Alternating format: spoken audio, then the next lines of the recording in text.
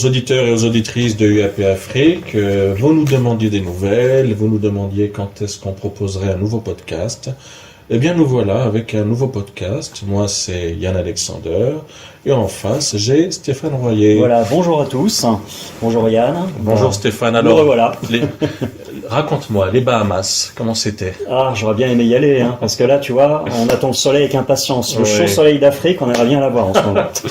Bon, aujourd'hui, nous allons consacrer l'essentiel de l'émission à cet ouvrage qui pour moi est important, qui s'appelle Les ovnis en Afrique, de Samson Mawololo Alija, qui est un auteur togolais qui réside à Lomé.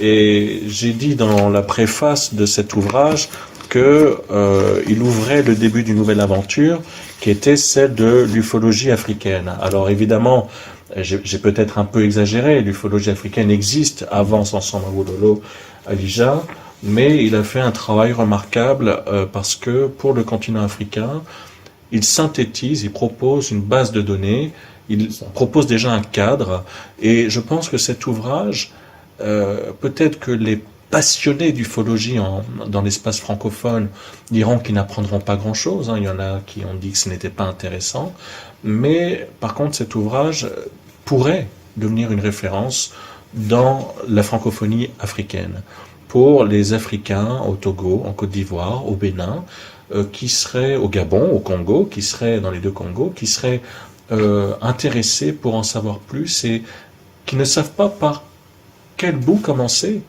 pour pouvoir s'intéresser à ce sujet.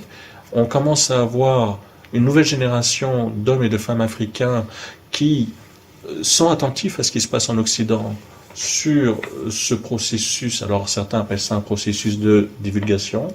On peut l'appeler comme ça. On peut l'appeler comme ça. Et qui se disent, bon, il serait peut-être temps qu'on s'y intéresse, mais qui ne savent pas comment trop s'y intéresser. Et puis aussi qui se demandent, mais et nous en Afrique, alors qu'en est-il? Et Samson Mawololo propose ce cadre. Qu'est-ce que tu penses de ça? Alors moi, j'étais extrêmement intéressé par cet ouvrage. Tu dis, les passionnés d'ufologie ne trouveront peut-être pas leur compte. Moi, au contraire, si, j'ai trouvé mon compte, parce que quelque part, l'Afrique, c'est un peu une terra incognita. C'est-à-dire qu'on ne connaît pas vraiment ce qui s'y passe en termes d'ufologie, tu vois. Et moi, c'est vrai que je me suis intéressé aux zones où il y a peu d'informations sur l'ufologie. Alors, j'ai commencé avec les pays de l'ex-URSS, la Russie et tous les pays anciennement satellites, donc d'Europe de l'Est aujourd'hui. Et puis là, l'Afrique m'intéresse aussi beaucoup parce qu'il y a plein de choses à y découvrir, très certainement. Quand tu regardes un petit peu l'ouvrage de Samson Mawololo Alija, c'est intéressant parce que c'est une base de données, quelque part, sous format écrit, un catalogue avec un certain nombre d'informations, alors classées par pays, justement. Alors curieusement, dans un sens alphabétique inverse. Voilà, pourquoi pas le sens alphabétique classique, mais bon. Ce qui est intéressant, c'est que nous, on a essayé de réfléchir un petit peu et on a essayé d'en dégager des thématiques diverses, dont on va vous parler justement aujourd'hui. Voilà. Alors, je ne sais pas si tu as des choses à rajouter. Eh bien, avant d'aller plus loin dans on va dire le feedback de cet ouvrage, le débriefing de cet ouvrage. J'aime bien le mot débriefing, c'est notre collègue Baptiste Friscourt de la chaîne Sentinel News qui a un peu popularisé le débriefing sur tout ce qui touche aux ovnis quand il traduisait parfois des rapports très longs et compliqués au tout début de sa chaîne. Je trouvais ça intéressant. Juste pour dire que du 2 au 7 juillet, il y a donc l'exposition des ovnis en Afrique. UAP Afrique en est à l'origine, mais nous sommes soutenus dans ce processus par le réseau UAP Tchèque qui a été fondé par Michael Vaillant. Et je remercie les bénévoles du réseau UAP Tchèque qui se mettent en quatre pour que cette exposition se passe au mieux. Elle a lieu de 14 à 19 heures du 2 au 7 juillet. Il y a un vernissage le 3 juillet. Il y aura la projection d'un court-métrage Abduction le vendredi de la même semaine par la réalisatrice franco-ivoirienne Johanna Boyer-Dilolo.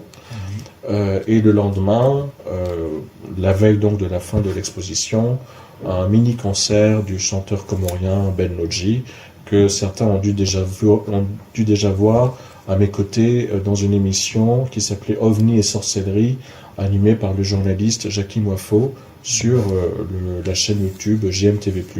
Cette exposition, il paraît que c'est une première mondiale. Je n'ai pas suffisamment de culture historique sur les expositions en lien avec la question OVNI. Il paraît que c'est une première mondiale et pas simplement sur la question des ovnis en Afrique, mais une exposition sur les ovnis tout court. Il paraît que c'est très très rare. Et certains disent en France qu'ils n'ont pas à leur connaissance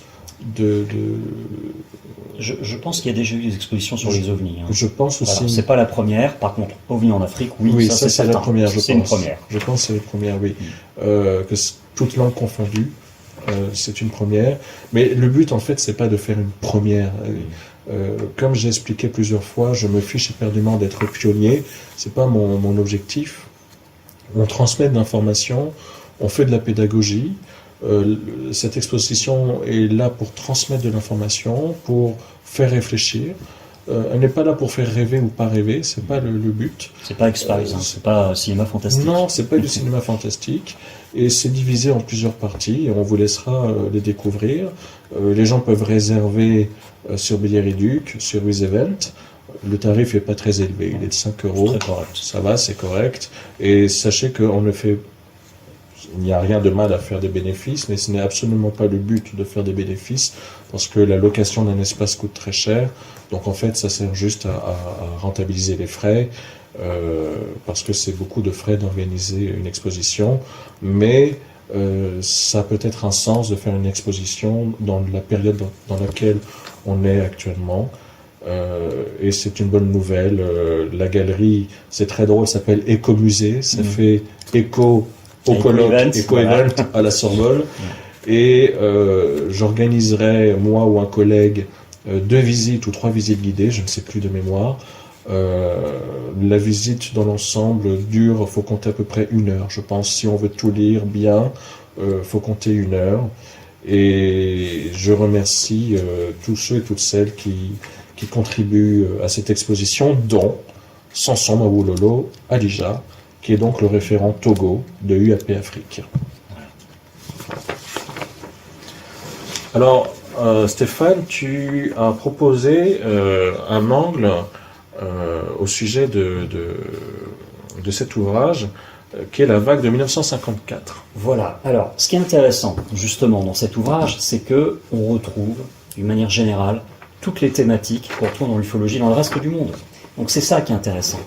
La première chose, effectivement, ça va être cette vague de 1954. Je me suis aperçu qu'il y avait aussi des cas d'observation en Afrique. Tout à fait. Donc alors qu'on croyait que pendant très longtemps, il n'y avait que la France, l'Italie qui avaient été touchés. Un tout petit peu l'Afrique du Nord, un tout petit peu effectivement, Maroc. mais apparemment c'est allé beaucoup plus loin. Bien sûr. Voilà. Oui, bien sûr. Alors, ce qui est intéressant, c'est qu'on va prendre un premier exemple.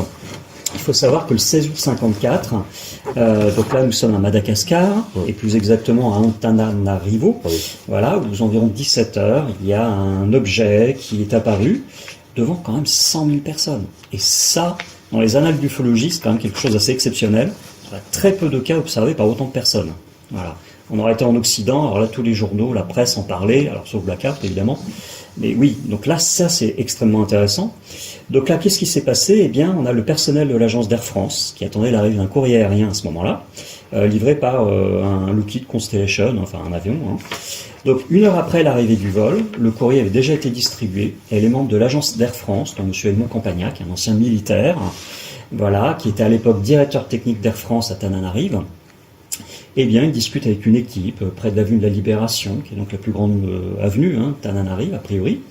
Et alors, à ce moment-là, dans le ciel, il va observer une boule verte qui descend droit dans la rue, près du palais de la Reine. Il va le montrer du doigt, il va le désigner, tout le monde va regarder, et puis l'OVNI va disparaître un temps derrière une colline, puis réapparaître 1 minute plus tard. Ça, c'est quelque chose qu'on constate fréquemment dans le domaine OVNI, des apparitions qui bougent, qui reviennent, etc. Alors, ce qui va être intéressant, c'est que l'objet, à un moment donné, semble avoir grossi. Il va planer au-dessus des hauteurs de Tananarive, avant de partir au-dessus de l'avenue de la Libération, à une altitude de 150 à 150 mètres, hein, a priori. Et là, on a des dizaines de milliers d'habitants qui sont médusés, qui observent ce qui se passe. Voilà. Alors, quelle sera la forme de cet ovni? Eh bien, a priori, il aura une forme de cigare. Voilà. Et c'est intéressant, parce que les cigares, il n'y a pas qu'en Occident qu'on en a observé. Exactement. Voilà. Bon. Donc cet appareil aura une longueur d'environ 40 mètres et la taille d'un avion DC-4. Engin silencieux. Exactement. Et qui est accompagné des phénomènes typiques, c'est-à-dire les lumières d'éclairage public qui s'éteignent, les ampoules des magasins qui s'éteignent, les animaux qui s'agitent, les chiens qui aboient. Et ça, j'ai trouvé ça extrêmement intéressant, parce que qu'est-ce que ça nous rappelle? Tout ce qu'on a eu dans la vague des années 50, avec les moteurs de voitures qui calent, les lumières qui s'arrêtent, les chiens qui aboient. Alors voilà, c'est un grand classique. Tout à fait. Donc même cause, mêmes effets. Donc ça, c'est extrêmement intéressant. Et cet événement a eu suffisamment d'importance pour susciter à la fin des années 80, à Madagascar même, la création d'une revue qui n'existe qu'un, il n'y a eu qu'un numéro malheureusement, mais c'est un malgache, un ufologue dont j'oublie le nom, qui avait fait une revue locale sur les ovnis et qui avait même créé une association. C'était à la fin des années 80 et c'est très difficile de savoir ce numéro. Non, on ne trouve pas actuellement. Mais je crois que c'est Eduardo Rosso du réseau UAPTCHEK qui a fait un travail de bibliographie intense sur les ovnis en Afrique et qui a pu retrouver la trace de cette association qui avait fait un journal. Mais encore une fois, il n'y a qu'un numéro. Si vous trouvez ce numéro, vous pouvez le vendre 1 million d'euros sur eBay. Voilà. Alors, on va rajouter que le 15 septembre de la même année, donc toujours en 1954, plusieurs personnes ont rapporté avoir aperçu des lumières étranges dans le ciel, donc toujours au même endroit. Voilà, ça c'est intéressant. Alors, ce qui est intéressant aussi, c'est qu'à Nairobi, le 1er octobre 54, un homme a affirmé avoir observé des disques volants au-dessus de la ville. Voilà. Et il ne faut pas oublier que quelques mois avant, le 15 juin 54, et là nous y avions consacré un podcast, il y avait ce village de Kelimukuyu où tous les habitants, enfin une grande partie des habitants avaient été tués par des lumières qui descendaient des montagnes, et c'est un berger survivant qui avait ensuite témoigné dans un commissariat à Nairobi. Voilà. Alors c'est vrai que ce cas fait quand même réfléchir. Est-ce qu'il y a vraiment eu des morts qui ont été rapportées? Est-ce que la cause était autre, je sais pas, genre une indigestion alimentaire par exemple, tu vois? Donc voilà, bon, là on va être très circonspect sur ce cas-là, mais en tout cas il y en a d'autres qui sont beaucoup plus fermes, beaucoup plus concrets. Et par exemple en septembre 1954, là, on est en Côte d'Ivoire, entre le 11 et le 18, parce que quand on est sur les souvenirs des gens, c'est toujours difficile de trouver une date exacte. Et là, plusieurs objets volants non identifiés ont traversé le ciel d'Abidjan. Voilà. Et je crois que tu veux nous parler d'un autre sujet aussi qu'on a retrouvé beaucoup en Occident. Bien sûr, mais avant d'aller, juste pour dire que la vague 54 a aussi concerné la Tunisie et le Cameroun. Voilà. Donc ça c'est important. Donc en fait, ce sera intéressant peut-être, et là pas que pour l'Afrique, si ça se trouve, il faudrait voir du côté de l'Inde, du Pakistan, du Moyen-Orient, de l'Arabie Saoudite, l'année 54. Qui pour le moment ne fait l'objet d'aucune officialisation dans les cours d'histoire, mais la question se pose. La question se pose sérieusement. Pourquoi 54? Voilà. Alors justement, je vais aussi ouvrir une parenthèse. En ce moment, le magazine LDLN, Lumière dans la nuit, donc grand magazine. On dit bonjour à Jean-Louis Lagneau, le directeur. Voilà. Salut Jean-Louis, si tu nous écoutes. Donc, grand magazine de référence ufologique francophone, qui est la plus ancienne revue d'ufologie française, voire francophone. Donc en fait, en ce moment, Jean-Louis consacre toute une thématique à l'année 1954. Dans le prochain numéro, je parle justement du premier livre qui est sorti sur le sujet ufologique, donc l'ouvrage de Jimmy Dilleux, Les soucoupes volantes viennent d'un autre monde. Voilà, donc j'en parle un petit peu dans ce numéro qui sort bientôt. Mais bravo, je sais qu'il y a Jonathan Ginet aussi qui fait un travail presque c'est une bible. Mais le 3e tome sort bientôt et le 4e un peu plus tard. Voilà. Si vous vous intéressez à ce sujet, prenez ces ouvrages et conservez-les précieusement. C'est vraiment, on est dans l'histoire, on est dans la grande histoire. C'est pas parce que des gens font la fine bouche ou sont dans le déni que cette histoire n'existe pas. Elle existe. Et avec son lot de rencontres avec des humanoïdes, avec des abductions aussi, avec tout. On en reparlera aussi tout à l'heure. Exactement. Alors, il y a autre chose effectivement qu'on a observé en Afrique, c'est les Zoani. Les Zoani d'ailleurs qui ont été largement, je crois qu'en France le spécialiste des Zoani c'est Sylvain Matisse. Oui, tout à fait. On peut dire. On peut peut-être définir ce qu'est un Zoani. Alors c'est un objet aquatique non identifié. Voilà, exactement. On peut aussi appeler objet sous-marin non identifié, d'où le terme OSNI qu'on trouve parfois. Aussi, le terme OSNI.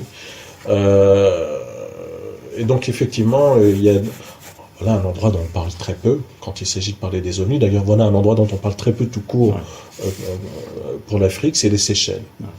Alors, les Seychelles, c'est dans l'océan Indien, donc c'est à l'est du continent africain. C'est, si vous ne le savez pas, c'est l'un des pays les plus riches d'Afrique. Voilà. La nation n'est pas très peuplée. Elle vit du tourisme, mais plutôt d'un tourisme assez luxueux. D'un tourisme très qualitatif. L'île n'est pas très peuplée et on va dire c'est plutôt progressiste. C'est une île très à part, très à part. C'est un pays très à part dans l'ensemble des pays de l'Union africaine.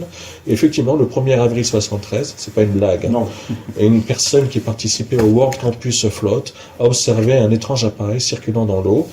Alors c'est effectivement l'un des rares cas d'appareils marins non identifiés signalés en Afrique. Le témoin a affirmé qu'il a pu observer en même temps que plusieurs autres personnes une ombre sombre et silencieuse se déplaçant dans l'eau. Il assure avoir bien observé le ciel et s'est rendu compte qu'il ne s'agissait pas d'une ombre venant d'en haut, mais bel et bien d'un objet marin se déplaçant dans l'eau. Au passage, je pense que pour ceux qui le vivent, ça doit toujours être un peu impressionnant, voire un peu inquiétant. L'objet s'est déplacé à grande vitesse autour du port des îles Seychelles. Il mesurait à peu près entre 4 et 5 mètres de long. Il n'a pas troublé l'eau, c'est très important, pareil, quelque chose qu'on voit dans d'autres témoignages, durant son déplacement. L'allure de l'objet dépassait de loin celle de n'importe quel animal aquatique ou d'un sous-marin. Alors évidemment, un autre cas a été rapporté en Ouganda par le président sanguinaire Idi Amin Dada en 73, qui avait déclaré avoir vu un objet spectaculaire de très grande taille, recouvert d'une sorte de fumée au-dessus du fameux lac Victoria. Et tu vois, ça c'est intéressant parce que je ne connaissais absolument pas ce témoignage-là. Je ne savais pas que cet ancien président, on peut on le qualifie comme on veut, mais en tout cas, je ne savais pas qu'un autre président, en dehors de Ronald Reagan aux États-Unis, ou de Jimmy Carter, aussi aux États-Unis, avait observé des ovnis. Voilà. Il y a eu ce président, alors c'est en Russie, il y a des oblasts. Oui, tout à fait. Et il y a eu ce président qui, lui, non seulement avait vu un ovni, mais avait été dedans et disait avoir été abducté, et qui a continué sa carrière comme si rien n'était. Et qui d'ailleurs, c'est intéressant d'ailleurs le cas de Idi Amin Dada ou de ce président dont j'oublie le nom, parce que manifestement, si on s'en tient à certaines doxas, les aliens sont bienveillants et nous influencent à être mieux. Idi Amin Dada était un mec sanguinaire, et le président en question dont on parle et dont j'oublie le nom, mais on va peut-être le mettre dans le commentaire pour ceux qui veulent rechercher la trace, est responsable de l'assassinat politique, de l'assassinat de plusieurs journalistes. Donc, on peut voir un ovni et rester un connard. Hein. Oui. Bon, si on parle de Ronald Reagan, c'était quand même en pleine période de guerre froide. Exactement, oui. Même s'il a quand même prononcé quelques phrases dans des discours, organismes internationaux dans lesquels il disait que Exactement. Si des envahisseurs extraterrestres intervenaient, peut-être que les États-Unis et la Russie s'uniraient pour les combattre. Et en fait, il disait peut-être, mais en fait, on peut penser que c'était déjà le cas, que sur la question exogène, la Russie et les États-Unis collaboraient. Et collaborent toujours, puisqu'on notera au passage que si effectivement les États-Unis et la Russie ne s'entendent pas, notamment sur la question de l'Ukraine, de l'OTAN et tout ça, tout ce qui relève de la question OVNI, les dépêches des agences russes, qui sont chapeautées par le Kremlin, les relaient de façon assez neutre et ne mettent pas en difficulté par exemple le Pentagone. Il faut réfléchir là-dessus. Et on peut rajouter une chose, c'est qu'à bord de l'ISS, la Station Spatiale Internationale, il y a toujours une collaboration. Des cosmonautes et des astronautes qui collaborent. Toujours. Effectivement, il y a une autre affaire qui est assez connue, qui avait été relatée par Joël Ménard, et donc qui est rapportée à nouveau par Samson Mabulolo. Ça se passe dans son pays, le Togo. Le 28 mars 1974, un couple qui prenait l'air à la plage, a affirmé avoir vu un appareil volant de forme cylindrique surgir du ciel, s'arrêter juste au-dessus de la mer, à environ 150 mètres au-dessus de la surface de l'eau. Des vagues géantes se sont alors formées, ont déferlé sur eux. L'OVNI est dirigé des faisceaux lumineux sur eux. Les eaux se sont séparées en une profonde dépression. Et d'ailleurs, le témoin, donc c'était un Français expatrié, avait eu quand même des rêves assez bizarres dans les jours qui ont suivi, des douleurs, des problèmes de sommeil. Et il n'a jamais eu de nouvelles de la Togolaise avec qui il était, qui a fui, qui n'a pas donné de nouvelles, qui a eu très peur. On a encore une observation également en octobre 54 au Cameroun d'un objet similaire. Je voudrais juste revenir sur l'exemple précédent avec un ovni qui a priori crée une dépression en séparant les vagues les unes des autres. Ça me rappelle quand même un épisode biblique. Oui. Voilà. Bon, peut-être pas de lien, mais bon, voilà, je le signale en passant. Voilà, juste en passant, comme ça. Voilà. Et après, vous vous débrouillez. Chacun ses conclusions. Oh là, je sens qu'il y a des gens, ils vont rester des heures sur Wikipédia, de Wikipédia en Wikipédia en Wikipédia. Ensuite, ils vont aller sur Google. C'est toujours bien de faire de la recherche. Mais bien sûr, on vous encourage à faire de la recherche. On vous donne des informations. D'ailleurs, la façon dont a travaillé Samson Mawololo, il ne prétend pas avoir inventé quelque chose de fantastique. Il a compilé des informations, sur Internet et sur des coupures de presse numérisées. Il fait un regroupement. Pourquoi ? Parce que il y a beaucoup de gens qui n'ont pas la patience de faire des recherches sur Internet. Il y a beaucoup de gens qui ne savent tout simplement pas faire des recherches sur Internet. Ça s'apprend. Ça fait partie de la méthodologie. Ça s'apprend de faire des recherches sur Internet. Et donc lui, quelque part, finalement, il propose un ouvrage clé en main qui permet à certains qui n'auraient ni le temps, ni la patience, ni le savoir de chercher des informations, d'avoir accès à des informations. Exactement. Alors on va maintenant s'intéresser à un phénomène qu'on a beaucoup trouvé en Occident, je l'évoquais tout à l'heure en ouverture, ce sont les coupures de courant. Bien sûr. Alors on a trouvé par exemple en Tunisie, donc le 7 août 1978, un objet volant qui ressemblait à un disque, tout simplement, un disque plat, d'un diamètre de 50 mètres. Eh bien cet objet est descendu du ciel pendant 2 minutes, avant de tourner, de remonter verticalement et de disparaître dans le ciel. L'heure c'est 22 heures. Et là, il se trouve qu'il y a une coupure de courant qui a été observée, une coupure de courant qui a duré 9 minutes. Le 8 janvier 1979, un groupe de personnes a aperçu un petit disque d'environ 1,5 mètre planer dans le ciel, près d'un lac pendant une dizaine de minutes, qui sont ensuite éloignés. Voilà. Là, on est toujours sur le même endroit. Deuxième exemple sur les coupures d'électricité, là, on va être au Nigeria, dans l'état d'Adamawa, en 2004, où un jeune homme s'est réveillé à 3 heures du matin parce que, voilà, il s'est aperçu que le générateur avait été coupé à cause d'une coupure d'électricité. Donc il est sorti et il a vu que toute la ville était plongée dans l'obscurité à ce moment-là. Et évidemment, c'est une situation un peu étrange, c'est rare que cela arrive. Et ce qui s'est passé, c'est que tous les générateurs automatiques installés dans des maisons ont pris alors le relais. Voilà, alors heureusement quelque part, mais c'est quand même assez curieux, assez intéressant. Et alors, lorsque cette personne est sortie pour remettre justement en marche les relais, il a remarqué la présence dans le ciel de 9 boules de lumière fluorescente. Voilà, donc des ovnis qui volaient en formation delta ou en V. Et ça, c'est intéressant, parce que ça nous rappelle aussi un certain nombre d'observations américaines. Bien connues. Phoenix. Exactement. Phoenix, voilà, les ovnis du Lubbock. Exactement. Et alors, la panne générale, ça évoque un autre. C'est la fameuse panne de 74 à New York.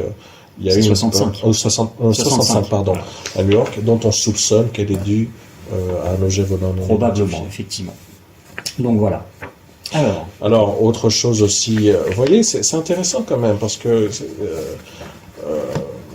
on voit vraiment qu'il n'y a pas de spécificité africaine au sujet des ovnis, et il y a une spécificité de langage ou de perception. C'est-à-dire la grille de lecture n'est pas la même, et d'ailleurs peut-être que la question se pose aussi dans d'autres régions du monde, c'est pas propre à l'Afrique, mais quand on voit finalement, on voit que les Africains voient les mêmes choses qu'ailleurs. Bon, on voit aussi qu'il y a l'électricité en Afrique, pour ceux qui ne sont pas au courant. Pas toujours bien réparti, mais enfin ça existe quand même. Et là, par exemple, on a des cas d'ovnis triangulaires, les fameux triangles, comme en 2016 au Zimbabwe, un pilote à la retraite aperçoit un flash très lumineux révélant un appareil volant qui est métallique, qui reflète le soleil et qui a une forme triangulaire. En juillet 98, en Tunisie, encore une fois, des objets en forme de V qui volent à une vitesse incroyable dans le ciel nocturne. Le témoin avait 13 ans à l'époque, mais il a gardé un bon souvenir de l'engin à cause de sa vitesse élevée. Alors, il ne nous appartient pas de dire que ces engins triangulaires sont forcément aliens, exogènes. Vous savez ce qui a été dit sur les objets triangulaires, que c'était des prototypes, des engins. Alors après, d'autres personnes ont avancé l'hypothèse qu'ils étaient basés sur de la rétro-ingénierie. Ça reste une hypothèse. Ça reste une hypothèse. On a le cas à Abuja au Nigeria en 2014, autour de 23 heures. Alors là, c'est très intéressant. Un jeune homme indique, ça se passe en janvier, le 4 janvier précisément, un jeune homme a indiqué que, alors qu'il naviguait sur Internet avec son smartphone à la devanture de sa maison, il a brusquement senti un malaise caractéristique et l'écran de son téléphone s'est mis à trembler. Il a alors levé les yeux et a vu un objet noir, triangulaire et très silencieux dans le ciel. Selon le témoin, l'appareil est resté 3 minutes au-dessus de sa tête avant de s'élever dans les airs et de disparaître. Lorsqu'il est retourné à l'intérieur, les autres occupants de la maison lui ont demandé où est-ce qu'il était passé pendant 45 minutes, alors que lui n'a su en avoir passé que 5 minutes à l'extérieur de sa maison. On retrouve là les spécificités des engins non identifiés, c'est-à-dire cette capacité folle à modifier le temps et l'espace autour d'un individu. Alors on peut aussi se dire qu'il aurait peut-être été kidnappé, ce qui expliquerait le trouble, le temps manquant, le missing time. Exactement. Voilà. Exactement. Bon, on a aussi le 14 juillet 2006, là en Éthiopie. L'Éthiopie, pareil, nous avons abordé l'Éthiopie et l'Érythrée dans le premier podcast de la chaîne UAP Afrique à travers la destruction du village de Saladar. Là, on a 2 jeunes chasseurs de météorites qui observaient minutieusement le ciel dans l'espoir de voir passer un météore, lorsque soudain, ils ont vu une lumière très rouge, brillante au centre, et 3 autres lumières rouges qui formaient un triangle. Et selon l'un des témoins, la lumière était très brillante, mais l'objet ne produisait pas de son. On a une observation similaire par plus de 100 individus le 25 décembre 2005 à Taparco, au Burkina Faso. Là, ce sont des mineurs qui sont rassemblés à l'extérieur du site de la mine pour prendre le repas de Noël. Et là, ils ont également observé un objet en forme de triangle dans le ciel qui, encore une fois, ne produit aucun son et qui émet une lumière blanche qui ne clignotait pas. On a également le 14 mai 2008 au Botswana, avec 2 personnes qui recherchent des satellites dans le ciel, lorsque leurs yeux tombent sur un étrange objet qui va vers la gauche, puis soudainement vers la droite et ensuite vers le haut, qui reste en vol stationnaire pendant un long moment avant de reprendre son étrange façon de voler. Pareil, l'objet en forme triangulaire n'émet aucun son. On pourrait en continuer comme ça. Il y a énormément de témoignages, comme en Angola, près d'un champ pétrolifère. À noter qu'il y a eu souvent des observations près des plateformes pétrolières, mais qui n'ont pas fait l'objet d'un rapport. D'ailleurs, ça me fait penser, c'est important de le dire, l'autre particularité de cet ouvrage de Samson Awololo, et je trouve ça sain de le rappeler, c'est que il mentionne aussi quand il y a des pays où il n'y a pas d'observation. Oui, tout à fait. Voilà. Ça ne veut pas dire, attention, ça ne veut pas dire qu'il n'y a rien dans ces pays-là. Juste qu'il n'en a pas trouvé. Il n'y en a pas, il n'y a pas de rapport. Il y a la Sierra Leone, Sao Tomé, le Rwanda, la Guinée équatoriale, la Guinée-Bissau, la Guinée, les Comores, la République centrafricaine, le Cap-Vert, le Burundi. Ces pays-là, il n'y a pas de rapport. Cela dit, en discutant avec certaines personnes ou des gens qui nous ont écrit après, des gens se disent « Ah oui, mais moi je me souviens aux Comores, moi je me souviens à Sao Tomé », mais ça n'a pas fait l'objet jusqu'à maintenant de retranscription. Ouais, tout à fait. Alors, ce qui est intéressant aussi, c'est que il y a eu d'autres observations liées à la forme un peu étrange de certains ovnis. On a parlé d'ovnis triangulaires, mais il y aurait aussi eu des ovnis de forme carrée. Alors, un premier exemple, ça va être par exemple le 9 juillet 2005, dans l'île de Hammamet, en Tunisie, où on a effectivement un ovni qui a été observé du côté du café Boudaïd. Voilà, un objet de forme carrée divisé en 2 rectangles qui a été observé dans le ciel. Bon, chacun de ces rectangles était éclairé par des lumières de couleurs un peu différentes. On avait du vert, du rouge, du jaune. Alors les couleurs étaient de faible intensité, par contre de formes allongées, perpendiculaires à l'axe qui divise le carré en 2. Bon. Alors l'objet se déplaçait en rasant les nuages. Voilà, de temps en temps il disparaissait partiellement derrière les nuages, bien entendu, avec une vitesse modérée et une dimension estimée à 30 à 35 mètres. Voilà. Autre observation, cette fois-ci d'un objet de forme carrée. Là, c'était le 16 janvier 2016, à l'île Maurice, dans le ciel de l'île Maurice, où 3 objets volants ressemblant à des étoiles ont d'abord été observés. Bon. Ces objets formaient un anneau blanc circulaire, parfait, qui se déplaçait vers le haut, puis qui ont disparu vers les nuages. Le 8 octobre 2017, alors c'est une autre observation, un employé de l'hôtel Chanty Maurice, donc situé sur la côte sud-ouest plus exactement de l'île Maurice, a déclaré qu'en observant le ciel, il a observé un objet de forme carrée qui restait immobile dans un ciel très venteux. Donc ça c'est toujours intéressant, parce qu'un cerf-volant, voilà, il ne reste pas. Donc bien sûr, voilà, il a pensé qu'il s'agissait d'un cerf-volant, mais il s'est rendu compte que ce n'était pas le cas, évidemment, en raison du vent, bien sûr. Donc, il a demandé à un collègue de venir vérifier s'il n'était pas fou, s'il voyait bien ce qu'il voyait. Et évidemment, les deux ont observé la même chose. Voilà. Donc, l'objet s'est ensuite mis à changer de forme, s'est divisé en deux, un peu comme le symbole chinois du yin et du yang. C'est intéressant. Voilà. Et l'un de ses voisins lui aurait dit à son retour à la maison que lui aussi avait vu voler l'objet en question. Voilà. Dans le sillage, on évoquait tout à l'heure cette personne qui a eu un malaise et qui a eu le sentiment, voilà, son rapport au temps n'était plus le même. On a des cas de paralysie aussi. Pour revenir au cas du 28 mars 1974 au Togo, avec l'expatrié français et sa compagne togolaise, l'objet a provoqué, non seulement il a formé des vagues très hautes, mais il a projeté un faisceau de lumière qui aurait paralysé un des témoins. Le faisceau de lumière, soit par des ovnis directement, ou soit par leurs occupants sur des personnes, ça c'est quelque chose de récurrent, voilà, exactement. Banal, comme les crashs. Voilà, exactement. Alors, les crashs, on en parle beaucoup aux États-Unis, bien sûr. Et moins ailleurs. Et moins ailleurs, effectivement. Et apparemment, il y aurait eu des crashs en Afrique. Alors, premier exemple, au Soudan du Sud. Alors, on a le témoignage d'un certain docteur Garbong, docteur Riek Garbong, je ne sais pas si je prononce bien. Riek, voilà, Riek Garbong, merci. Donc, ce Riek Garbong, déjà, c'est quelqu'un qui a fait une observation alors qu'il avait 7 ans, donc en 1962.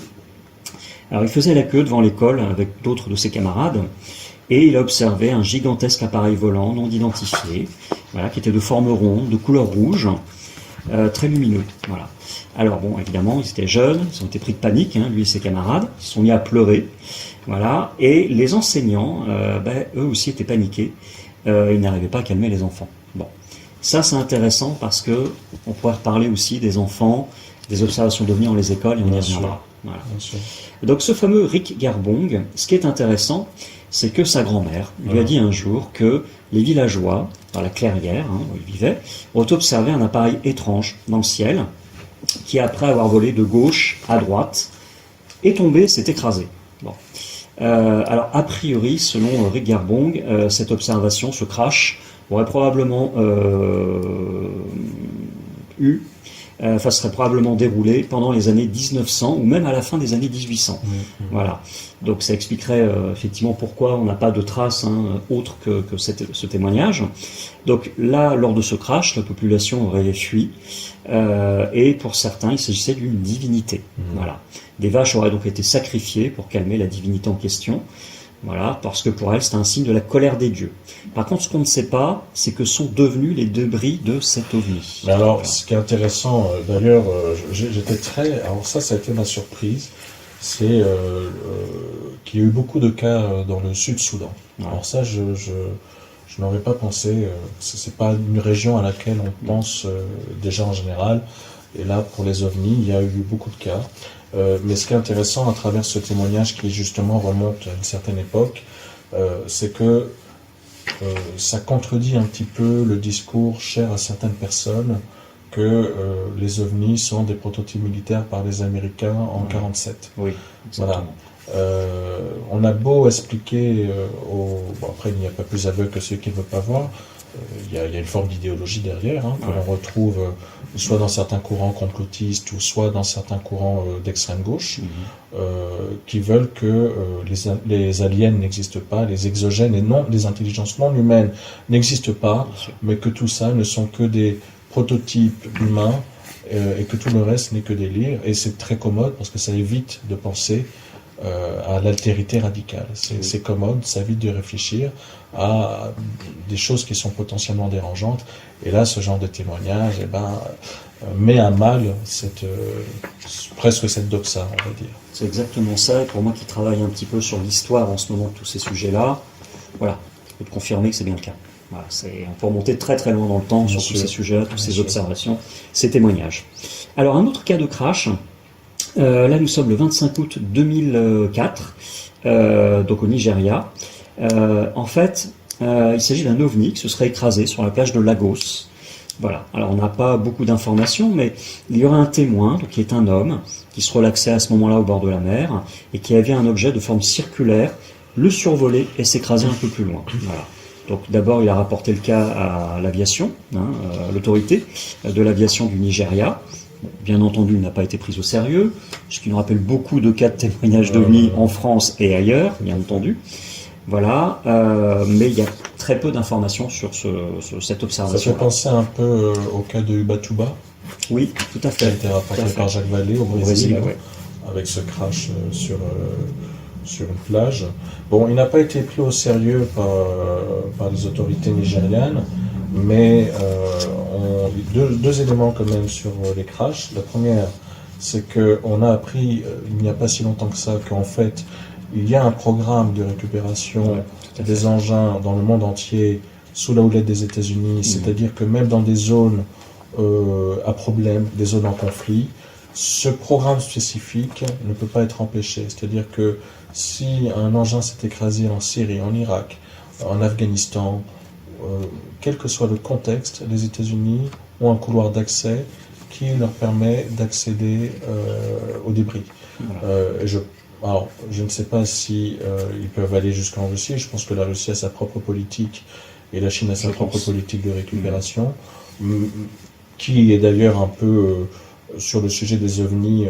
On a tendance à oublier que la Chine, la Russie et les États-Unis sont à la fois à couteau tiré et à la fois alliés. Ils jouent un ballet un peu étrange qui est difficile à décrypter. C'est la mainmise, le secret, le blackout sur tous ces sujets-là. Exactement. On a un autre cas.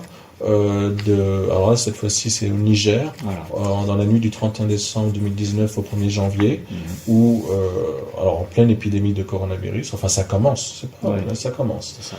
Un appareil volant non identifié s'est écrasé entre Tanout, dans la région de Zinder, et Aderbissina, une localité située près de la région d'Agadez. La région d'Agadez a fait l'objet d'un article par Samson Mawololo Alija sur uapafrique.com sur le survol des mines d'uranium dans la région d'Agadez par des objets volants non identifiés. Et Samson Mawololo, pareil, a fait du journalisme d'investigation. Il explique très très bien le contexte politique, social, économique, qui n'est pas terrible, et la façon dont effectivement, la région fait l'objet est une proie des grandes puissances, que ce soit les puissances françaises, états-uniennes et russes.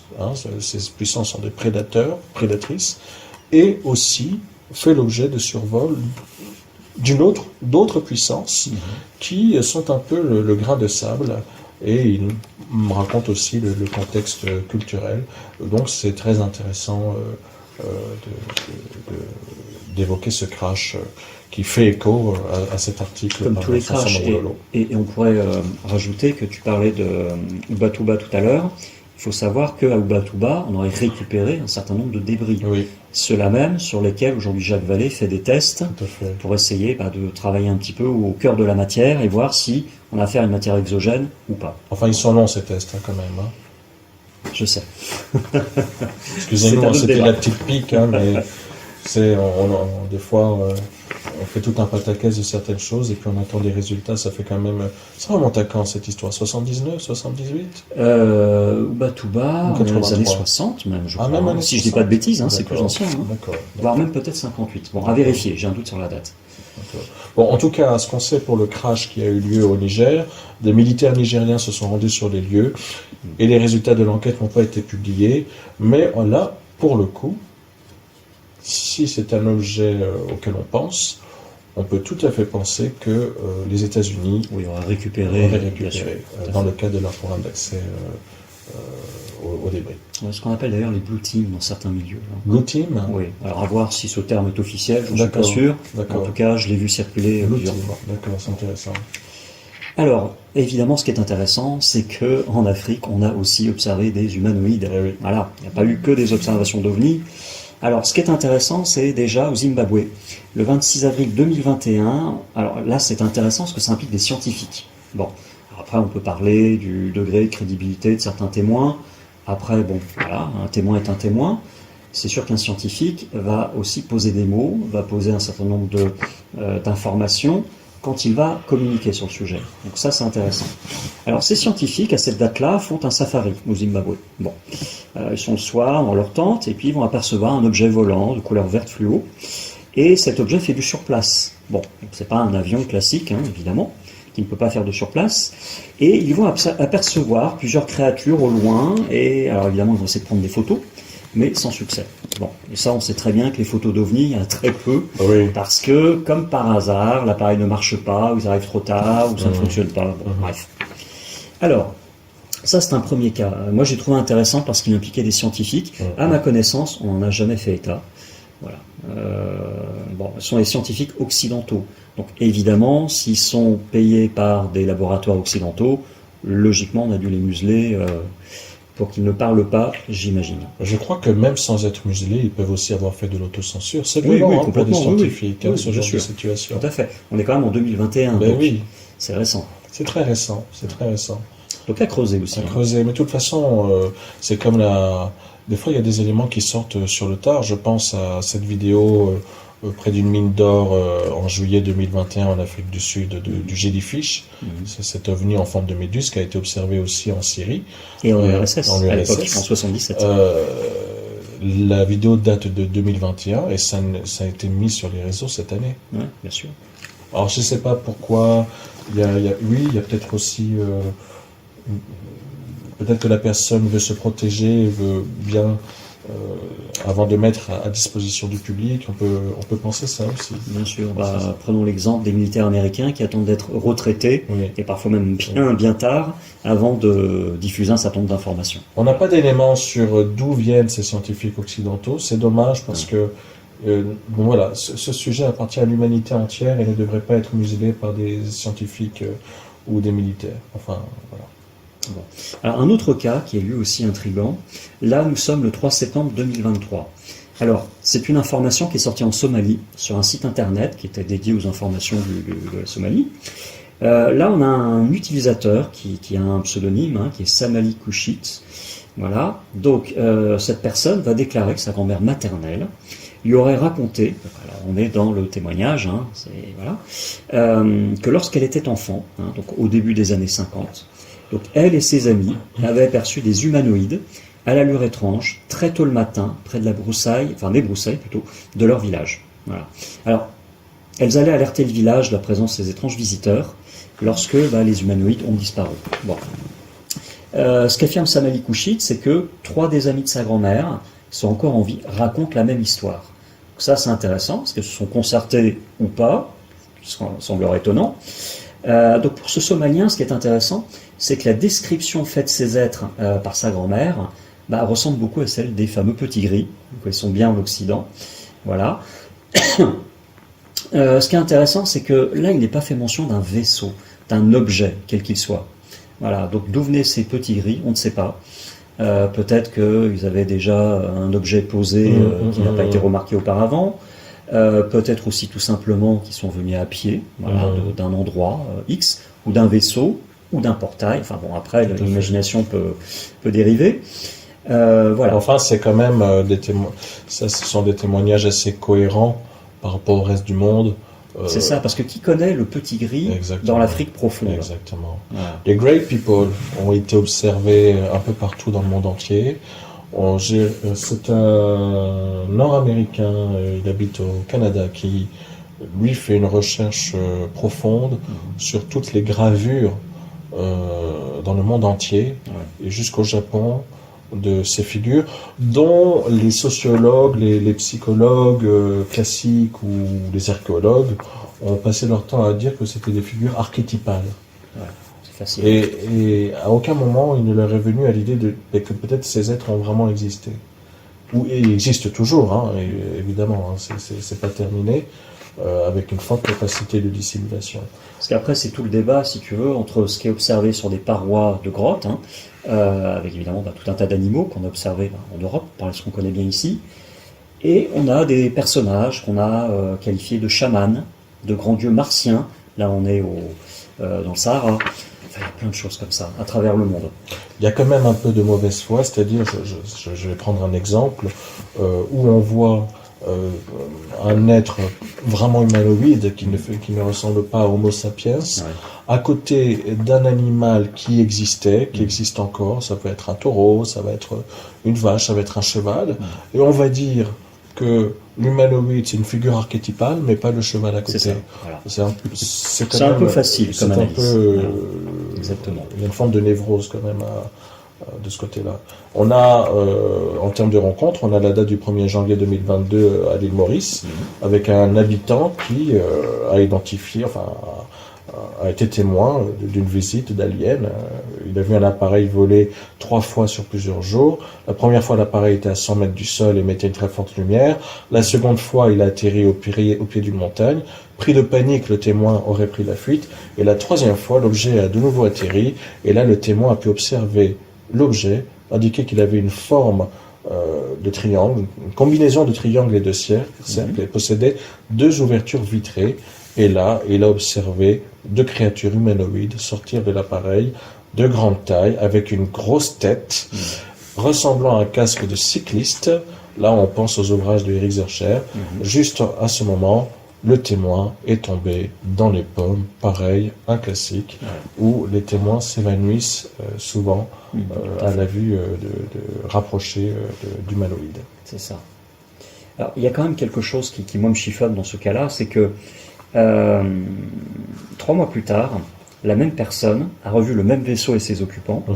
Voilà. Ce qui est curieux, c'est 5 propriétaires de chiens ont signalé la disparition de leurs animaux dans les environs. Alors, je ne sais pas si c'est lié, on va être prudent, voilà, mais ça pourrait aussi nous amener vers le dossier des mutilations animales qu'on trouve beaucoup en Occident et notamment sur le continent américain, du nord jusqu'au sud. Tout à fait. Voilà.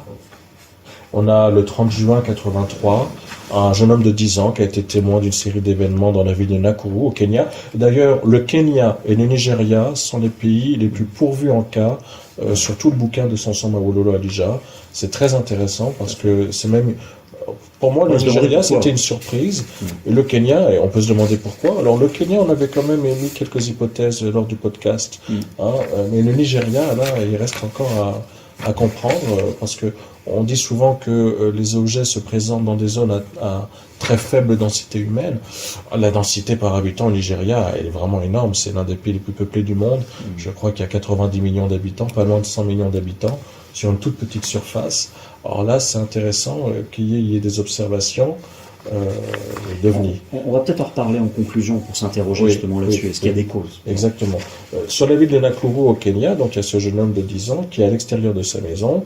Il voit un vaisseau étrange atterrir à une cinquantaine de mètres de lui. L'OVNI est de couleur rougeâtre avec une forme vaguement sphérique.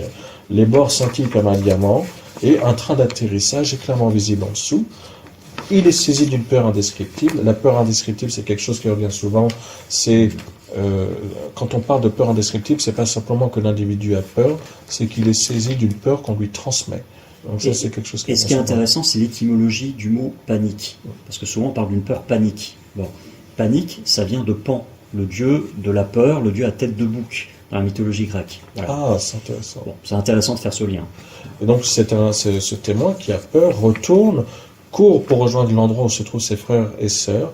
Il se rappelle avoir traversé un champ de maïs, mais n'être jamais parvenu à l'endroit souhaité. C'était comme si l'espace et le temps s'étaient distordus, le laissant dans une grande confusion.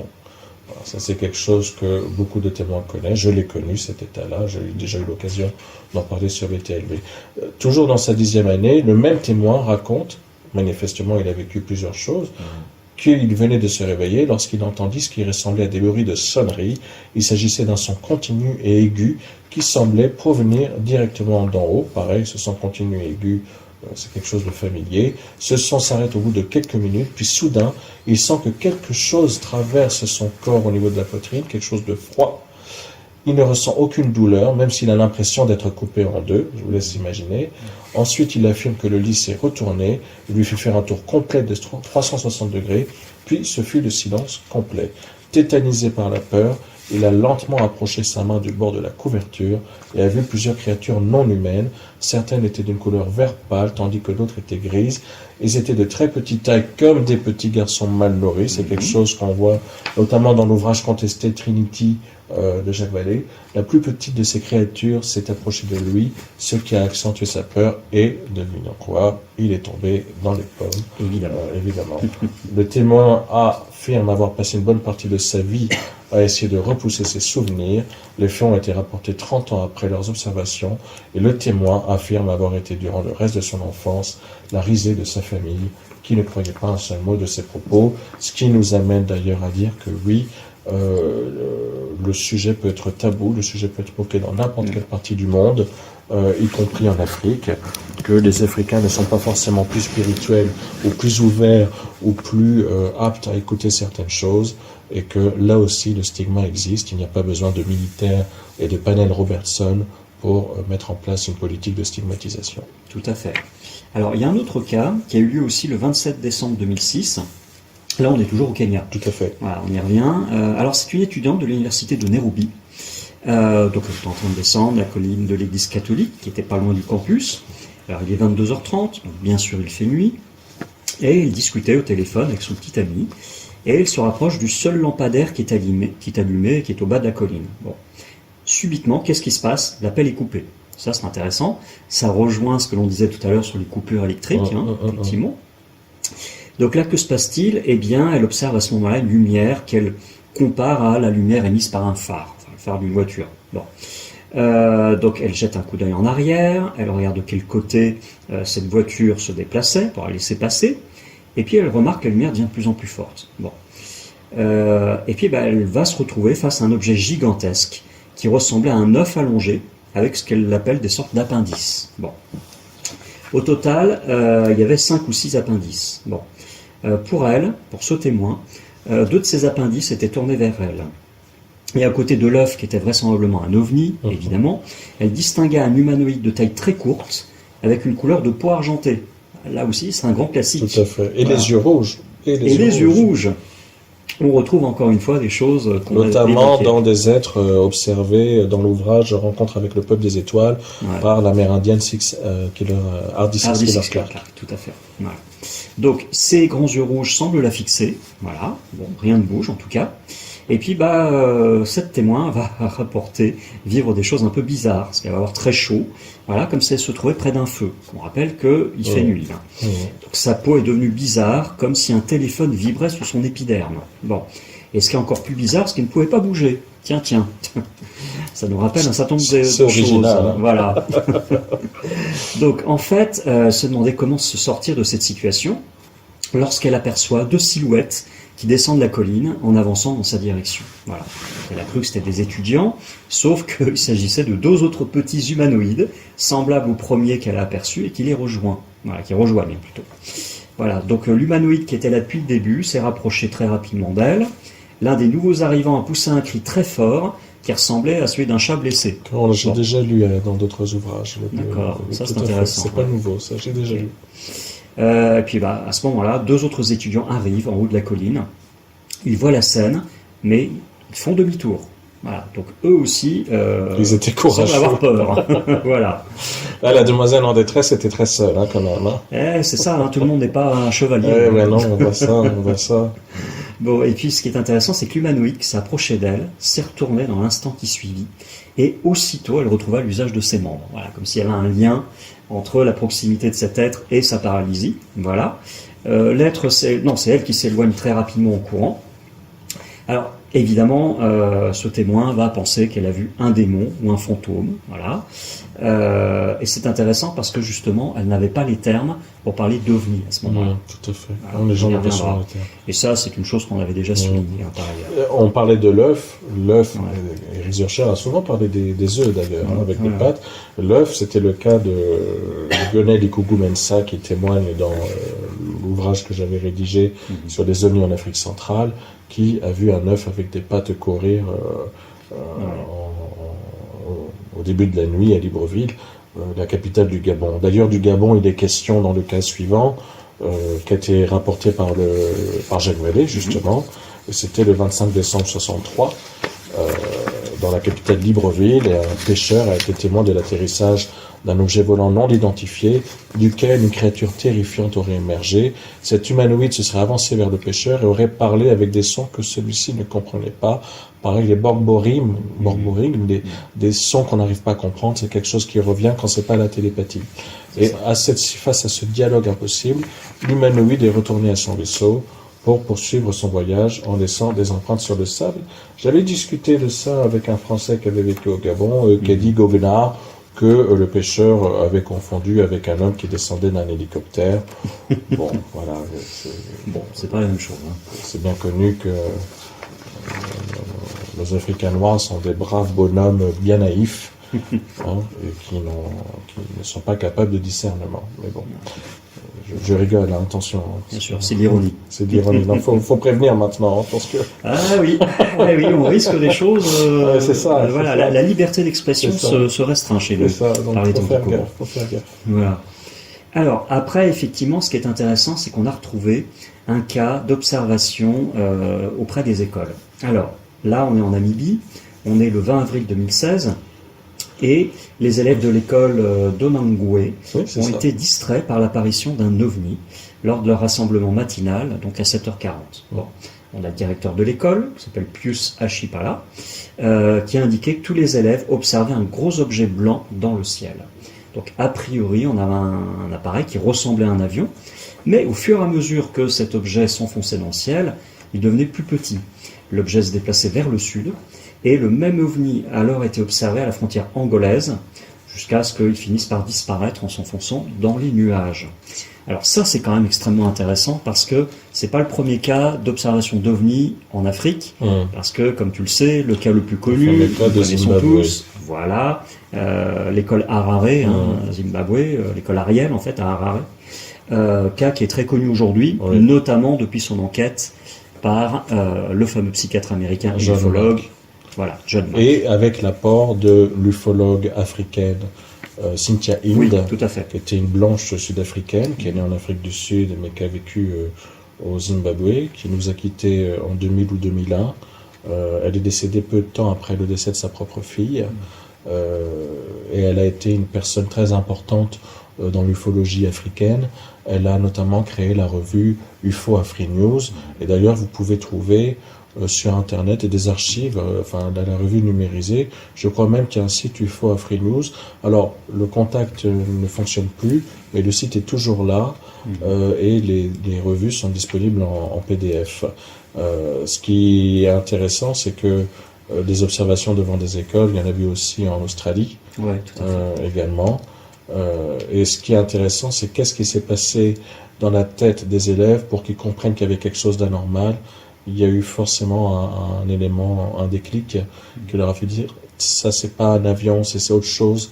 On peut supposer que l'objet devait être stationnaire avant de démarrer, ce qui était le cas aussi en Australie également.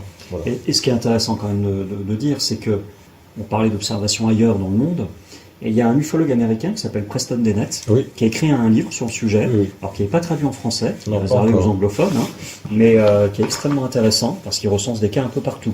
Et pour recentrer sur l'Afrique, rien qu'avec le cas de l'école Ariel, on va quasiment faire une émission, tellement il y a de choses à dire. Voilà. On y reviendra peut-être. Voilà. Je pense, alors, honnêtement, avant d'aller plus loin, je pense pas que, je ne suis pas sûr qu'il y aura une émission sur l'école d'Ariel. D'abord parce qu'elle a été vue et revue, cette histoire.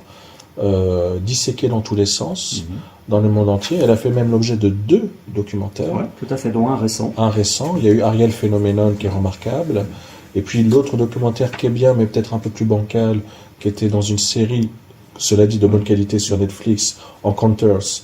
Donc c'était l'une des épisodes, l'un se passe au Japon, l'un en Angleterre, l'autre aux États-Unis et le dernier au Zimbabwe. Ouais, c'est ça. Donc c'est très intéressant.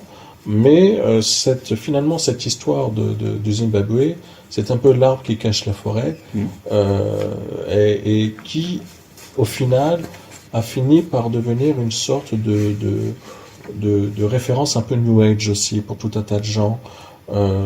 Des humanoïdes qui arrivent, des gris, qui mettent des images dans la tête de nature écologique. Enfin, et moi-même, d'ailleurs, j'en parle dans le livre que j'ai coécrit avec Didier Gomez, donc OVNI nucléaire. On a une composante de messages qui sont délivrés à des enfants qui sont de nature écologique. Exactement. Donc ça, c'est intéressant parce qu'il y a une volonté derrière, une intelligence derrière qui livre des messages cohérents à travers le monde. Voilà. Mais, et après, attention à la surinterprétation de ces messages. De qu'est-ce qu'on fait de ces messages? Et ça, c'est toujours le problème. Est-ce qu'on finit pas... le risque, c'est d'en faire des religions. Oui, bien sûr. Aussi. Enfin, des nouvelles religions et à nouveau des systèmes d'emprise sur les gens avec des dogmes. Et c'est toujours la même histoire. C'est très compliqué. D'ailleurs, des implications religieuses, c'est voilà. selon l'éducation. Très bon lien. Alors, on peut parler effectivement des implications religieuses de ces observations parce que certains de ces témoignages va nous ouvrir un petit peu vers autre chose. Bon, premier exemple.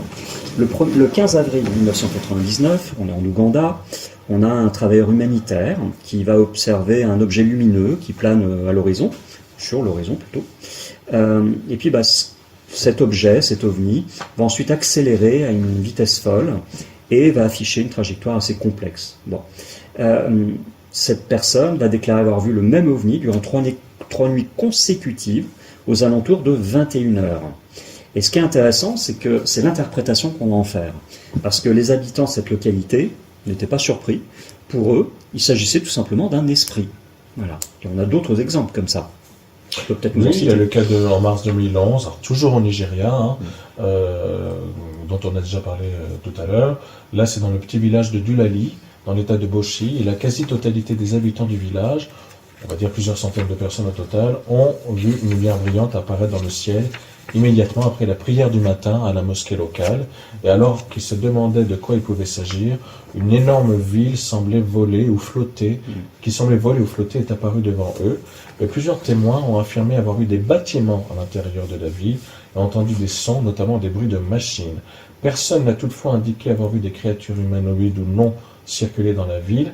Les musulmans du village étaient convaincus qu'il s'agissait d'une ville habitée par les djinns, les fameuses créatures de feu mentionnées dans le Coran, mais les chrétiens, eux, ont cru de leur côté voir la Jérusalem céleste. Voilà, qui doit arriver à la fin des temps dans les cieux. Exactement, et aucun témoin n'a parlé d'une civilisation extraterrestre.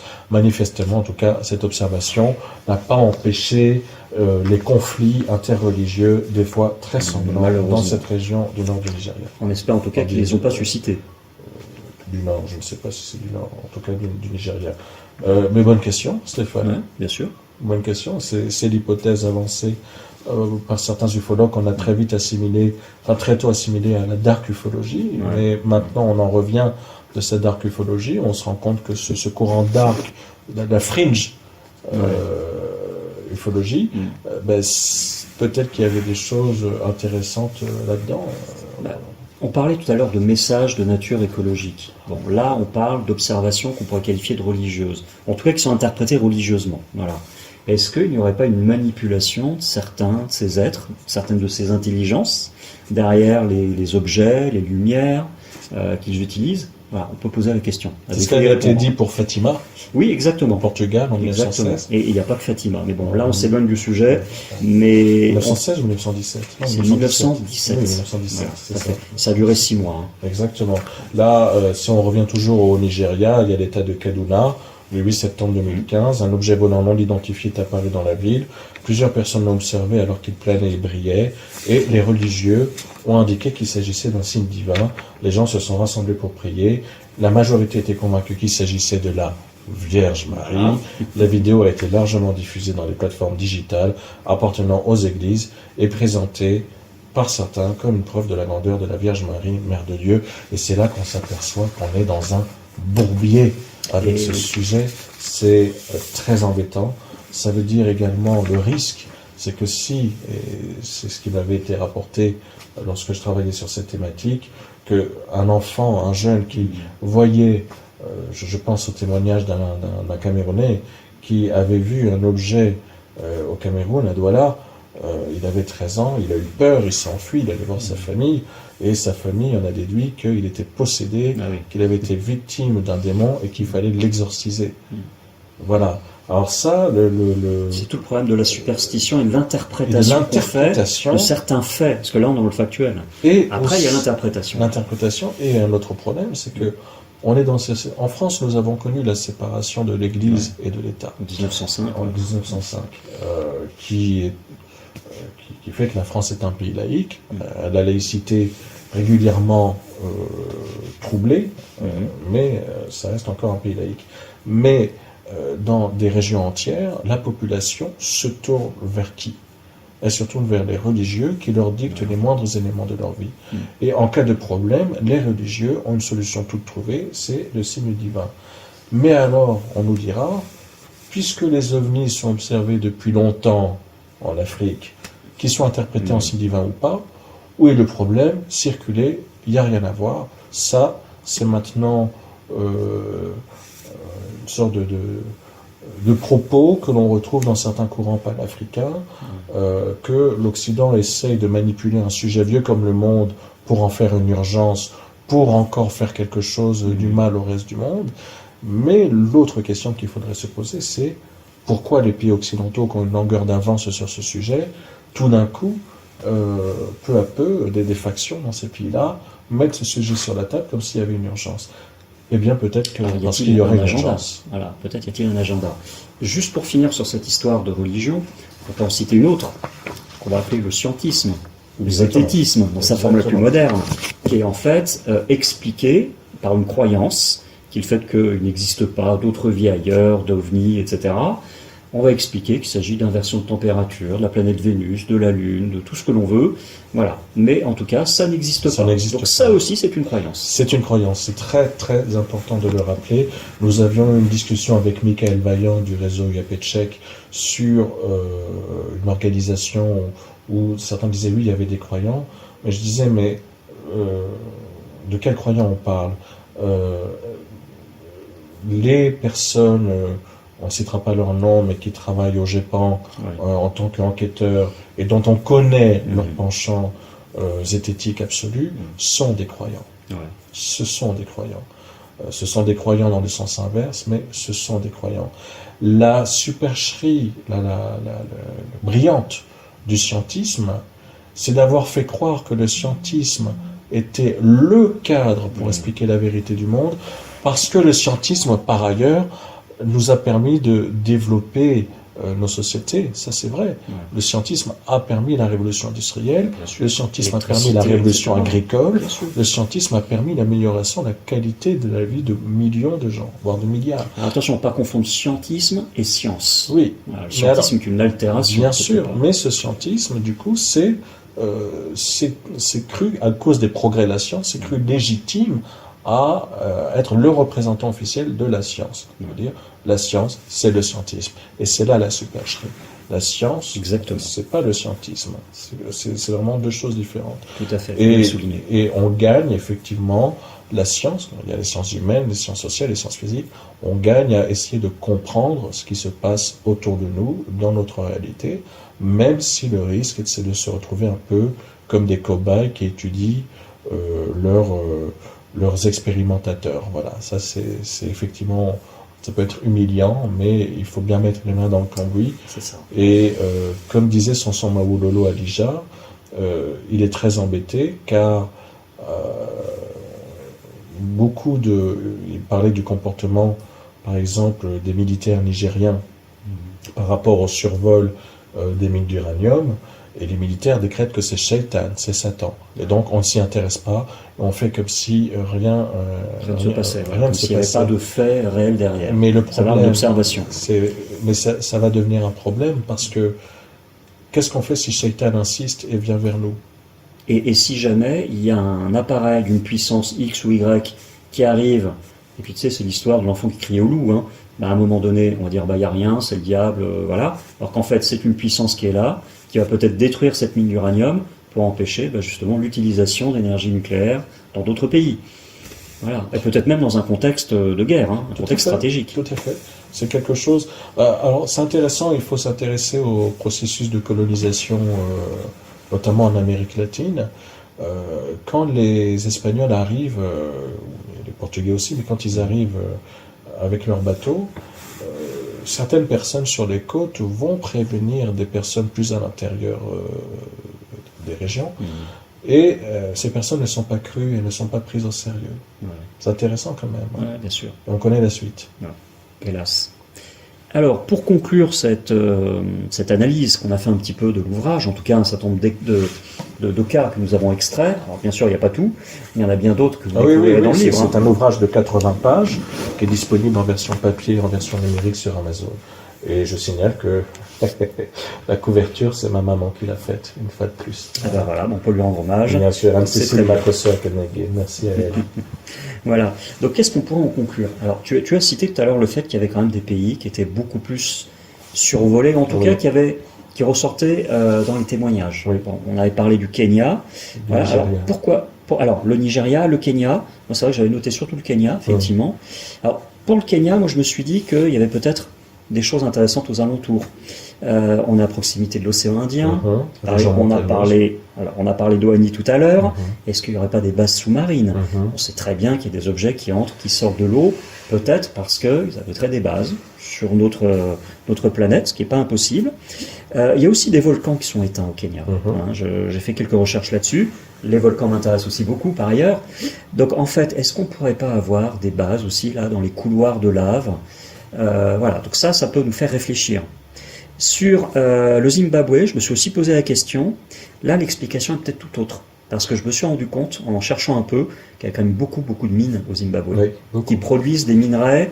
Et ils sont souvent troisième extracteur, deuxième, quatrième. Enfin, sur beaucoup de minerais stratégiques. Voilà.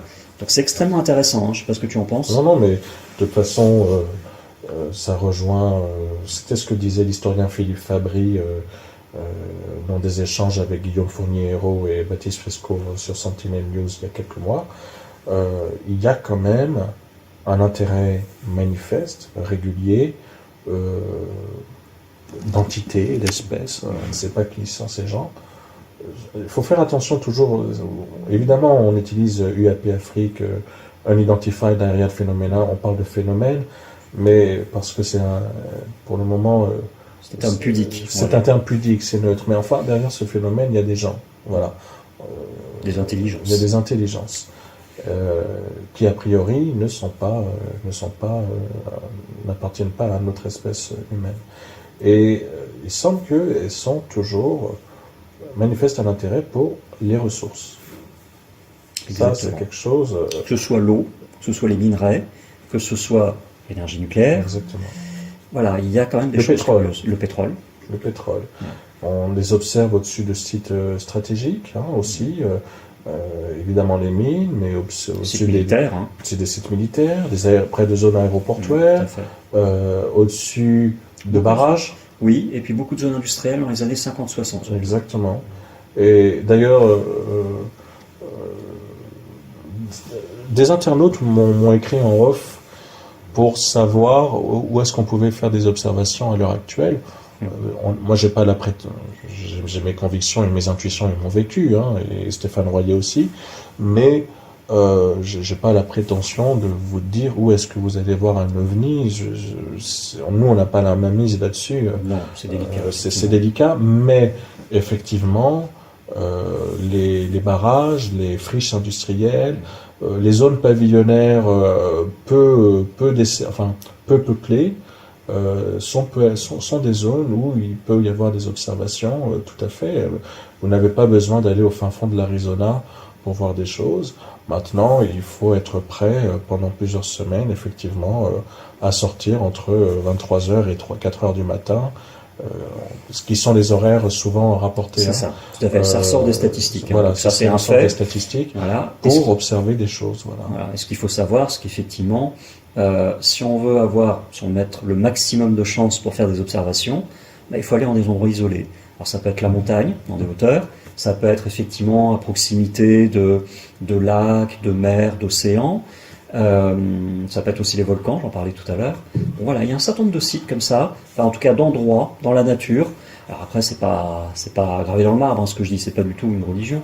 Non, non, On c'est a fait l'exception des quand il y en a observations en règle. ville. Mais Voilà. oui, il y a eu des observations en ville. Et on voit avec le Nigeria, comme je disais tout à l'heure, qui est densément peuplé. Lagos, c'est une ville incroyable. Enfin, il y a des millions d'habitants à Lagos. Et il y a des observations. Donc, l'exception confirme la règle. On rajoutera aussi les sites nucléaires, bien sûr. Exactement. Exactement.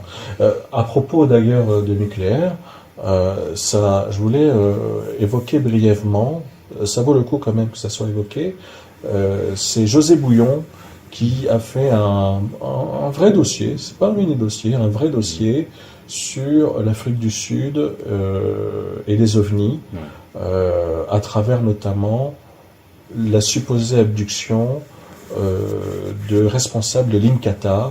L'INCATA, c'est donc en 94, c'est à la veille des élections. L'INCATA, c'était le parti rival de l'ANC. Donc l'INCATA, qui était dirigé notamment par les Zoulous, sous la houlette de Boutelesi, et l'ANC, qui était dirigé par Mandela. Il y a eu des conflits très violents entre les partisans de l'ANC et les partisans de l'INCATA. Et José Bouillon, par ses connexions avec un expatrié français en Afrique du Sud, pour y avoir été 2 fois en Afrique du Sud, il n'y a pas beaucoup de Français là-bas. Il y a des Blancs descendants des Français.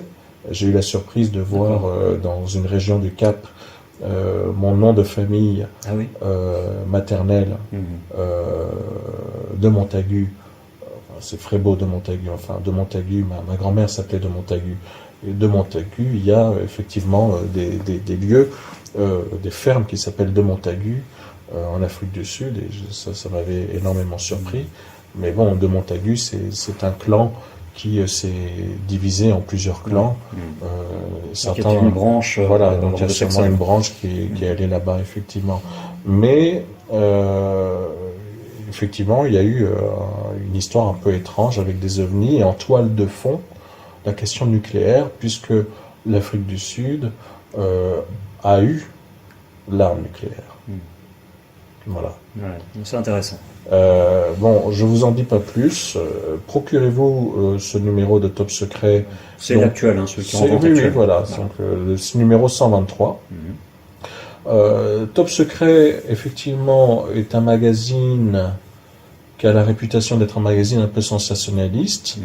Mais d'abord, saluons l'honnêteté de la rédaction principale qui prévient en tout début, à la première page du magazine, que tout ce qu'ils disent n'engage que, et que c'est une lecture possible du monde. Donc déjà, on peut leur être reconnaissant de ne pas considérer que ce qu'ils assènent c'est une vérité. Je crois que d'autres médias pourraient prendre des leçons de ce côté-là, ce serait bien, y compris des médias dits du service public. Ensuite, bon, c'est une vieille revue, que maintenant, ça existe depuis longtemps, Top Secret, je ne sais pas combien d'années. Alors, si je dis pas de bêtises, elle est apparue à la fin des années 90. C'est pas mal, pas mal. C'est Jean Roch, le rédacteur. C'est attends, c'est pas Jean son prénom. Non. C'est Roch Soccer. Roch Soccer, d'accord, Roch Soccer. Et puis José Bouillon, eh bien, j'ai envie de dire, c'est l'un des. Il est assez discret. Oui, alors il collabore aussi à LDLN. Exactement. D'ailleurs, il y a un article dans le dernier numéro, enfin celui qui va apparaître, pardon. Mais c'est quand même quelqu'un d'assez discret. Mais c'est vraiment l'un des routiers de l'ufologie française, et qui n'a pas peur de mettre les mains dans le cambouis. Il a fait un dossier remarquable sur des affaires en Corse, avec une personne notamment qui a un problème avec ses dents, suite à l'observation d'un ovni. C'est un classique. Et donc il fait un vrai travail. Donc je ne peux que recommander de lire En fait, rien que pour ce dossier, Oui, c'est ça. ça vaut l'intérêt. Indépendamment du reste. Indépendamment du Auquel on reste. peut avoir un avis différent. Exactement, mais rien que pour ce dossier, je vous conseille de vous procurer le dernier numéro de Top Secret. Voilà, je crois qu'on a fait le tour. Oui. Bravo à Samson Mawololo Alija, que l'on salue. Voilà, un travail remarquable. Il a fait un travail remarquable. Il fait un travail qui n'est pas facile parce qu'il est quand même isolé. Je peux vous dire aussi que le Togo n'est peut-être pas un pays misérable, mais c'est un pays pauvre. Donc c'est courageux ce qu'il fait. On essaie de le soutenir autant que faire se peut. Quand il m'a envoyé son manuscrit, sa compilation de cas, que j'ai été vraiment saisi par ce travail, hein, c'est lui qui m'a contacté. Et donc je dis ok, on va le publier, on va le mettre en forme et on va le publier. C'est une reconnaissance aussi de son travail. Il faut soutenir les personnes qui ont des initiatives en Afrique sur l'ufologie parce qu'elles sont très rares, c'est embryonnaire et ce n'est pas évident. Il faut se réjouir. Les États sont assez inactifs, les autorités sont inactives, mais il y a des mouvements. On peut espérer des mouvements citoyens qui se mettent en place. En tout cas, sans parler de mouvements, mais d'individus qui font des choses, comme en Inde d'ailleurs. En Inde aussi, on commence à voir des Indiens qui s'organisent et qui s'intéressent à ça sur le sol indien. Et Samson Mawololo a vécu des choses, il a vu des ovnis, et donc sa façon à lui aussi de comprendre le sujet qu'il a impacté, c'est de l'étudier. Donc je peux que vous encourager à vous procurer son ouvrage, Les ovnis en Afrique, quand les extraterrestres visitent le ciel africain. Il sera aussi question de cet ouvrage dans les littératures afro-ufologiques, finalement, on va dire, dans le cadre de l'exposition du 2 au 7 juillet à la galerie Écomusée de 14 à 19h. Et on donne rendez-vous aux Franciliens qui seront là à ce moment-là. Et puis même, j'ai appris que des gens allaient venir exprès de Belgique et de province pour venir voir cette exposition. Eh bien, venez, vous êtes les bienvenus. C'est un moment de culture partagée. Voilà. Merci à vous de nous suivre et à très très bientôt. Merci, au revoir à tous. Au revoir.